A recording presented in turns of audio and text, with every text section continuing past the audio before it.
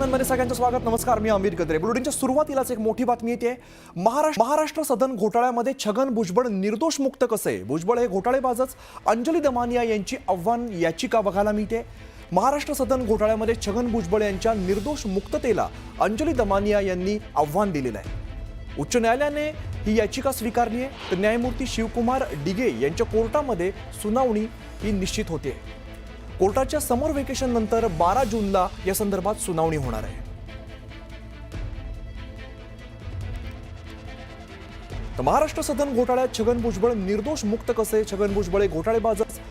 या संदर्भात अंजली दमानिया यांची आव्हान याचिका बघायला मिळते. प्रशांत बाग आमचे प्रतिनिधी अधिकची माहिती देत आहेत. प्रशांत, आपण बघतोय अंजली दमानिया यांची आव्हान याचिका बघायला मिळते. अमित, या तीन गोष्टी महत्वाच्या. आपल्याला माहिती आहे की ज्यावेळेस सार्वजनिक बांधकाम मंत्री म्हणून छगन भुजबळ काम करत होते त्याच वेळेस दिल्लीमध्ये महाराष्ट्र सदन या इमारतीचं पुनर्निर्माण झालं होतं. चमणकर म्हणून एक व्यावसायिक आहे, त्यांच्यावर असलेले व्यावसायिक संबंध आणि या पूर्ण प्रकरणामध्ये आर्थिक घोटाळा हा प्रचंड मोठा झालाय अशा प्रकारचा आरोप त्याही वेळेस करण्यात आला होता. भुजबळांना पायउतार व्हावं लागलं होतं. या पूर्ण प्रकरणामध्ये छगन भुजबळ यांच्या विरुद्ध दाखल असलेल्या गुन्ह्यामध्ये त्यांना क्लीन चिट मिळाली आणि नेमकं याच विषयावर अंजली दमानिया यांनी आक्षेप घेतलेला आहे.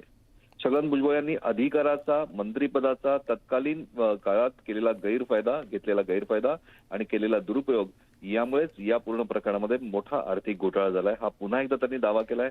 जो खालच्या कोर्टाने त्यांना निर्दोष मुक्ततेचा निर्णय दिलाय याला मुंबई उच्च न्यायालयात त्यांनी आव्हान दिलेलं आहे. अर्थातच या सगळ्या प्रकरणामध्ये त्यावेळेस सुद्धा त्यांनी प्रचंड आरोप केले होते. मुंबई उच्च न्यायालयाने याचिका स्वीकारली आहे आणि समर व्हेकेशन नंतर 12 जूनला या याचिकेवर सुनावणी होणार आहे. काही महत्वाचे निर्देश सुद्धा त्यावेळेस दिले जाऊ शकतात. महत्वाची गोष्ट एकच आहे की त्यांच्या निर्दोष मुक्ततेच्या निर्णयाला मुंबई उच्च न्यायालयानं स्थगिती मात्र दिली नाहीये, पण याचिका स्वीकारली आहे.